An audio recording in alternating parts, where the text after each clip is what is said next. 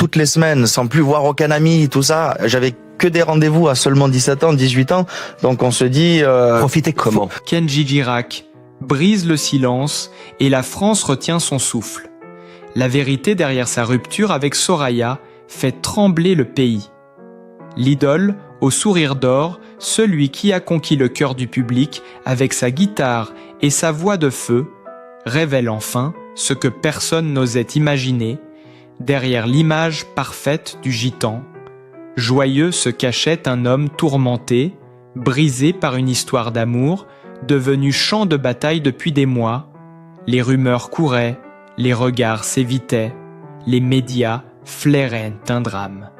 Et ce drame vient d'éclater Kenji, 28 ans, symbole de sincérité et de lumière, se dévoile aujourd'hui dans une confession brutale, un récit chargé de douleurs de passion et de vérités étouffées. Il parle de cris de silence et de nuits sans sommeil, une relation consumée par la jalousie et le poids d'une célébrité devenue cage. Dorée, les fans sont sous le choc. Les réseaux sociaux s'enflamment, les hashtags Kenji Soraya, révélation, choc envahissent la toile, les journalistes se ruent, les caméras tournent, les plateaux interrompent leur débat. Tout le monde veut comprendre comment le chanteur de l'amour a pu sombrer dans un tel chaos. Les visages s'embrasent d'émotion. Les journaux titrent sur la chute du héros. Les radios diffusent en boucle ces chansons qui prennent désormais un sens déchirant. Les messages de soutien affluent, des milliers de fans bouleversés pleurent celui qu'ils pensaient invincible, Kenji. Girac, symbole d'une génération de rêves et de sincérité, a transformé sa peine en vérité, et cette vérité crue, brute et bouleversante marque un tournant dans sa vie et dans l'histoire de la musique française. Rien ne sera plus jamais comme avant. Les jours qui ont suivi la confession de Kenji Girac ont pris des allures d'ouragan médiatique. Les plateaux télé ne parlaient que de ça. Les magazines People multipliés, les couvertures exclusives, les micros se tendèrent devant la moindre silhouette aperçue près de lui, chaque mot prononcé. Chaque silence devenait matière à interprétation. Les paparazzi campaient devant sa résidence dans le sud-ouest, espérant une image, une réaction, une larme. Soraya, quant à elle, disparaissait de la circulation, effaçant ses comptes sur les réseaux sociaux, annulant tous ses rendez-vous publics. Son absence alimentait les théories les plus folles. Certains parlaient de fuite, d'autres de dépression, d'autres encore affirmaient qu'elle préparait sa propre version des faits dans un livre choc à paraître. Les fans oscillaient entre compassion et colère, divisés par une histoire qu'ils avaient crue parfaite. Un amour vitrine transformé en tragédie à ciel ouvert. Les messages s'accumulaient, des milliers par heure sur Instagram et Twitter, des phrases de soutien, mais aussi des mots durs, des accusations de trahison, d'hypocrisie, de manipulation. Kenji recevait tout en plein visage, sans filtre, sans répit. Il ne dormait plus selon un proche. Il passait ses nuits à relire les commentaires, à écouter ses anciennes chansons, incapable de comprendre comment tout avait pu basculer aussi vite. Les studios de radio diffusaient en boucle les morceaux les plus romantiques de son répertoire, comme pour remuer le couteau dans la plaie. Chaque refrain semblait désormais une pièce à conviction dans le procès public qui s'ouvrait contre lui ou contre elle dans les rédactions. Les journalistes d'investigation se lançaient à la recherche de nouvelles preuves, de nouveaux témoins. Un ancien technicien de tournée affirma avoir assisté à des scènes de tension extrême dans les coulisses, des disputes violentes à propos d'un message privé sur un téléphone confisqué par jalousie, des cris, des portes claquées, des pleurs étouffés dans le vacarme des loges. D'autres témoins parlaient d'un Kenji méconnaissable, miné par la fatigue et les doutes au bord du burn-out. incapable de supporter la pression du succès et les reproches constants de celle qu'il aimait. La fracture semblait inévitable. Une fissure émotionnelle transformée en abîme irréversible. La France découvrait alors un visage inconnu de son chanteur préféré, un homme vulnérable en quête de paix, dans un monde qui ne pardonne pas la faiblesse. Certains collègues de la scène musicale tentaient d'intervenir. Slimane Hamel Bent ou encore Vianney lui envoyaient des messages de soutien, l'encourageant à se relever, à écrire à nouveau. Mais Kenji restait muré dans le silence. Son équipe de communication, dépassée par l'ampleur du scandale, essayait tant bien que mal de contrôler les fuites, sans succès. Un soir, une nouvelle bombe explosa. Une capture d'écran présumée d'un message vocal entre Kenji et Soraya fit surface, dans lequel on entendait la voix du chanteur brisé évoquer la peur de perdre tout ce qu'il avait construit. Une phrase en particulier fit l'effet d'une déflagration. « Je ne reconnais plus la femme que j'aimais, et je ne me reconnais plus moi-même. » Cette phrase tourna en boucle sur toutes les chaînes d'information et devint le symbole d'un amour consumé sous le feu des projecteurs. Des émissions spéciales furent consacrées à cette histoire, avec des psychologues, des experts en communication, des chroniqueurs. En quête de sensations, chacun y allait de son analyse. Certains parlaient d'une relation toxique d'autres, d'une victime du système médiatique, d'autres encore, d'un simple effondrement humain dans un monde trop cruel pour la sincérité. Les chiffres d'audience s'envolèrent. Le drame Kenji. Soraya devenait un feuilleton national. La moindre photo volée, la moindre apparition publique provoquait une tempête numérique quand il réapparut enfin à la sortie d'un centre de repos dans les Landes. Son visage amaigri, ses yeux rougis frappèrent les esprits. Il n'avait plus rien du jeune prodige insouciant qui chantait, andalouse, sur les scènes enflammées. Il semblait vide et absent, briser la foule, massée devant la clinique, criait son nom. Certains pleuraient, d'autres l'applaudissaient. Une scène surréaliste, digne d'une tragédie moderne. Pendant ce temps, les médias étrangers reprenaient l'affaire. Les journaux espagnols, italiens et même américains consacraient des pages entières à la chute du chanteur français. La BBC titrait « Le chanteur qui faisait danser ». La France pleure, désormais en silence, et le public se reconnaît dans sa détresse. Les chiffres de streaming explosaient, chaque chanson triste de Kenji devenait un exutoire collectif, comme si la France tout entière vivait sa peine à travers lui, dans ce chaos. La vérité restait floue, des proches de Soraya affirmaient qu'elle avait subi elle aussi des humiliations, des crises de colère violentes, des scènes de jalousie incontrôlables. D'autres assuraient que Kenji n'avait jamais levé la voix, que sa douleur était celle d'un homme incompris dans tous les cas. L'histoire dépassait, désormais, le couple. C'était devenu un phénomène sociétal, une réflexion sur l'amour, la célébrité et la perte de soi. Le mystère s'épaississait chaque jour, de nouveaux éléments, surgissaient des témoignages, des confidences, des photos inédites. Une avalanche d'informations contradictoires qui ne faisait qu'alimenter le vertige collectif pendant que le pays se divisait entre compassion et curiosité morbide. Kenji, Girac, lui s'effaçait peu à peu, se réfugiant dans le silence d'un exil intérieur, suspendu entre le poids du passé et l'attente d'une rédemption encore lointaine.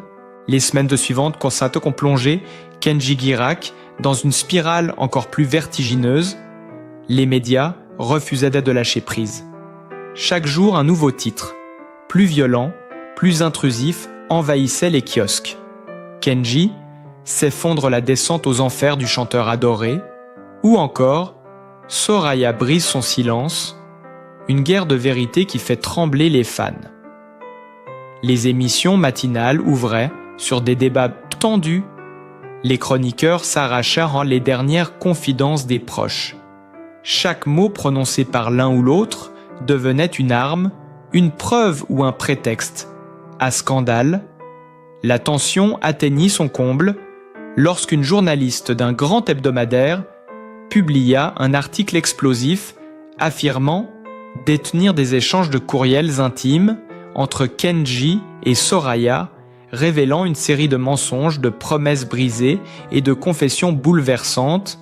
Ces lignes exposaient au grand jour la face la plus vulnérable du chanteur, celle d'un homme incapable de séparer sa vie publique de ses démons intérieurs. Il écrivait sa peur d'être abandonné, son sentiment d'imposture face au succès, son besoin maladif d'amour et de reconnaissance. Le public découvrait un artiste fragile à mille lieues du héros populaire qu'on avait idolâtré depuis 10 ans. Cette publication provoqua un véritable séisme. Les fans passaient de la stupeur à la tristesse puis à la rage. Certains criaient à la trahison, dénonçant une atteinte ignoble à la vie privée. D'autres saluaient le courage de Kenji pour sa sincérité brutale. La fracture entre le mythe et l'homme devenait irréversible. Sur les réseaux des vidéos d'analyse, explosaient les chiffres des influenceurs, disséquaient chaque phrase, chaque signe, chaque souvenir partagé par le couple. Certains allaient jusqu'à retracer chronologiquement la lente agonie de leur amour. En comparant les paroles de ces chansons avec les événements supposés de leur vie privée, l'opinion publique basculait dans une fascination morbide, où la douleur intime d'un artiste se transformait en spectacle national. Les plateaux télé se transformaient en tribunaux de fortune. La presse étrangère parlait d'un lynchage médiatique. À la française Kenji restait muré dans un silence pesant. Réfugié chez sa mère à Arles, entouré de quelques amis fidèles, il ne sortait plus que la nuit pour marcher seul le long du Rhône. Des témoins l'avaient aperçu, regard perdu dans l'eau froide, cigarette au coin des lèvres, silhouette vacillante d'un homme qui cherche encore le sens de ce qui lui arrive. Pendant ce temps, Soraya sortait enfin de l'ombre. Un communiqué sobre, diffusé par son avocat, évoquait son désir de paix, de dignité et de respect. Elle y affirmait que certaines choses avaient été déformées, que la vérité n'appartenait à personne et qu'elle refusait de répondre à la haine par la haine. Ces mots calmes eurent l'effet inverse. Ils relancèrent la tempête. Les médias flairaient un nouvel épisode, les fans exigeaient des explications, les talk-shows spéculaient sur les sous-entendus de cette déclaration, les journalistes traquaient la moindre trace d'un signe d'apaisement entre les deux anciens amants. Un soir, une vidéo inédite fit surface tournée quelques semaines avant la rupture. Elle montrait Kenji en studio enregistrant une ballade inédite.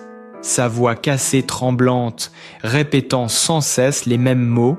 « Je ne t'en veux pas, mais je n'y arrive plus ». Les fans en larmes firent de cet extrait un symbole, un testament artistique d'un amour détruit par la gloire. La chanson devint virale avant même d'être officiellement publiée. Les plateformes de streaming s'embrasèrent. L'audio piraté fit des millions d'écoutes. En quelques heures, la maison de disques tenta de la faire supprimer, sans succès. L'émotion était trop forte, trop sincère pour être contrôlée. Tout semblait désormais lui échapper. Kenji. Girac n'était plus un artiste, il était devenu un phénomène, un cri collectif, un miroir, des blessures modernes. L'homme que la France croyait connaître n'était plus le même. Ceux qui l'avaient vu naître dans la lumière le voyaient sombrer dans ses ombres. Les proches décrivaient un être hanté par la peur de décevoir, miné par le sentiment d'avoir tout perdu.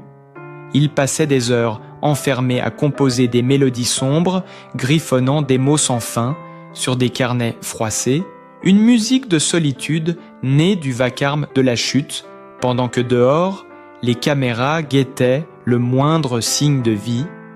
La France entière semblait suspendue à son silence. Un silence plus éloquent que n'importe quelle déclaration, un silence qui disait tout, la fin d'un rêve, la perte d'une innocence et peut-être le début d'un drame encore plus profond. Les jours s'étiraient dans une atmosphère lourde, irrespirable. La France vivait au rythme du silence de Kendji Girac, comme si le pays tout entier retenait son souffle. Les réseaux bruissaient de rumeurs. Certains parlaient d'une hospitalisation secrète. D'autres évoquaient un exil à l'étranger pour fuir la tempête médiatique. En réalité, Kendji s'était cloîtré dans une maison isolée, prêtée par un ami d'enfance, au cœur des Landes, loin des caméras, loin du bruit. Il passait ses journées à écrire, à chanter, à demi-voix, des mots qui n'étaient plus faits pour plaire, mais pour survivre. Ses proches racontaient qu'il s'enfermait des heures entières dans une pièce nue, guitare à la main, incapable de terminer une chanson. Le regard vide, l'esprit ailleurs. Les journalistes continuaient pourtant à tourner autour de sa vie, comme des vautours. Une photo floue, prise à travers les arbres, fit le tour d'Internet, montrant un Kendji méconnaissable. Barbe épaisse, visage, creusé, regard perdu. Cette image glaça le public. Les commentaires pleuvaient, des milliers de messages, d'amour, de compassion, mais aussi de peur. On disait qu'il ne se nourrissait plus, qu'il dormait à peine, qu'il se sentait traqué. Même dans le silence, le monde ne le laissait plus respirer. Le drame prit une dimension encore plus violente quand une ancienne connaissance du couple décida de parler publiquement sur une chaîne nationale. Elle décrivit une relation étouffante marquée par la méfiance et les non-dits. Elle raconta les disputes nocturnes, les absences, les promesses de réconciliation jamais tenues. Elle affirma même avoir entendu Kendji prononcer ces mots. Terrible. Je préfère disparaître plutôt que de continuer à mentir. Ces paroles résonnèrent comme un coup de tonnerre. Les journaux du matin s'en emparèrent aussitôt et l'opinion bascula dans la stupeur totale. La France entière découvrait la profondeur du gouffre intérieur dans lequel l'artiste semblait sombrer. Les messages d'artistes, de fans d'inconnus affluaient sur les réseaux, une vague d'émotions sans précédent. Les hashtags KendjiForce et Reste avec nous dominaient les tendances. Soraya, de son côté, sortait de son silence une brève apparition. Dans un café parisien filmé par hasard, montrait une jeune femme éteinte, vêtue de noir, lunettes sur le nez, refusant de répondre aux questions. Cette simple image relança les débats. La presse analysa chaque geste, chaque expression. Les plateaux télé se transformèrent en confessionnaux modernes où l'on scrutait le moindre signe d'apaisement entre eux. Les maisons de disques multipliaient les réunions de crise, cherchant à protéger la marque Kendji, tout en préservant l'homme derrière le mythe. Un membre de son équipe finit par confirmer que Kendji écrivait un texte long, une sorte de lettre ouverte au public, un document intime dans lequel il raconterait tout, sans filtre ni détour. La rumeur de cette lettre enfla au point de devenir une obsession nationale, et puis, une nuit, tout bascula. Une vidéo de quelques minutes, publiée anonymement, sur un compte certifié, apparue sur les réseaux. On y voyait Kendji, assis face caméra seul, dans une lumière tamisée. Sa voix tremblait, mais ses mots étaient clairs. Il y parlait de la douleur de vivre dans un monde où tout se sait, de la peur de ne plus appartenir à soi-même, de l'amour qu'il portait encore à Soraya. Malgré tout, il évoquait ses fautes, ses excès, sa jalousie, ses faiblesses. Il avouait avoir tout gâché, par orgueil, par fatigue, par lassitude. Il termina en disant simplement « je ne suis qu'un homme et j'ai perdu l'équilibre. » Ces mots résonnèrent dans toute la France. La vidéo fit 10 millions de vues. En quelques heures, les chaînes interrompirent leur programme pour la diffuser en intégralité. Les journalistes parlaient de confession historique, d'un moment de vérité d'une rare intensité. Les fans pleuraient, les collègues d'émission envoyant des messages d'amour. Les artistes se réunissaient en ligne pour lui rendre hommage vivant. Kenji venait de faire ce que personne n'avait osé faire, briser le mur de l'idéal médiatique et offrir sa vulnérabilité nue au regard du monde entier dans cette nuit saturée d'émotions. Un sentiment inédit s'empara du pays, celui de toucher enfin la vérité d'un homme que tout le monde croyait connaître, mais que personne n'avait jamais vraiment écouté. Cette vidéo changea tout. Elle fut comme une déflagration silencieuse, un cri étouffé qui traversa les écrans et fissura le cœur du public. Au petit matin, les radios en parlaient. Déjà, les chaînes d'infos diffusaient en boucle les extraits. Les journaux titraient « La confession qui bouleverse la France » et partout on ne parlait plus que de lui. Kenji Girac. L'icône solaire devenue symbole de la fragilité moderne des milliers de fans se rassemblèrent spontanément dans les rues avec des pancartes, des bougies, des chansons. Sa voix résonnait à nouveau dans l'air, mais cette fois ce n'était plus la fête. C'était le deuil d'une illusion. Les larmes remplaçaient les cris de joie des années précédentes, et dans ce tumulte d'émotions, un silence d'une intensité rare enveloppait le pays. Le choc était total, car pour la première fois, l'artiste brisait le vernis des stars parfaites. Il ne se cachait plus derrière des mots polis. Il se montrait nu.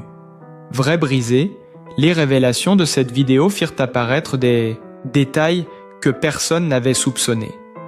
Il y évoquait des menaces, de ruptures violentes, des nuits de disputes où il avait quitté la maison en pleine tempête. Des objets brisés, des mots qu'on ne peut jamais reprendre. Il parlait de solitude, de la peur d'être utilisé, de la perte de confiance, en tout, en lui, en elle. En la musique, il racontait aussi sa dérive vers les excès pour fuir la douleur. L'alcool, les nuits sans fin, les concerts, joués mécaniquement, comme un pantin, au sourire figé.